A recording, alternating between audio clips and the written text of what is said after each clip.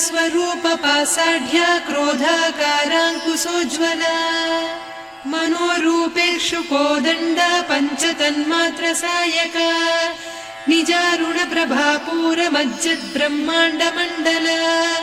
चम्पकाशोक पुन्नाग सौगन्धिकल सत्कच कुरुविन्दमणिश्रेणी कनत्कोटीरमण्डिता अष्टमी चन्द्र विभ्राज दलिकस्थल शोभिता मुखचन्द्र कळङ्काभ मृगनाभिविशेषका वदन स्मर माङ्गल्य गृहतोरण चिल्लिका वक्त्रलक्ष्मी परिवाह चलन्मीनाभलोचना नवचम्पक पुष्पाभनासा दण्ड विराजिता ताराकान्ति तिरस्कारि नासाभरणभासुरा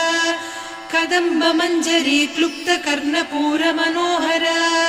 ताटङ्कयुगलीभूत तपनोडुपमण्डल पद्मरागशिरादर्श परिभाविकपोलभूः नवविद्रुम बिम्बश्री न्यक्कारिरदनच्छदा शुद्ध विद्याङ्कुराकार द्विज पङ्क्तिद्वयोज्ज्वला कर्पूरवीटिका मोद समाकर्षि दिगन्तरा निज सल्लाप माधुर्य विनिर्भर्त्सित कच्छपि मन्दस्मित प्रभापूर मज्जत् कामेश मानसा अनाकलित सादृश्य चिबुक श्री विराजिता कामेश बद्ध माङ्गल्य सूत्र शोभित कन्धरा कनकाङ्गद केयूर कमनीय भुजान्विता रत्नग्रैवेय चिन्ताकलोल मुक्ता फलान्विता कामेश्वर प्रेम रत्न मणि प्रतिपणस्तनी नाभ्यालवाल रोमाळि लता फलकुचत्वयी लक्ष्य रोमलता धारका समुन्नेय मध्यमा स्तन भारदलन्मध्य पट्टबन्धवळित्रया अरुणारुण कौसुम्भ वस्त्र भास्वत्कटीतटी रत्नकिङ्किणिकारम्य रसनादामभूषिता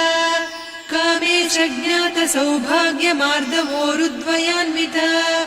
माणिक्य मकुटाकार जानुद्वय विराजिता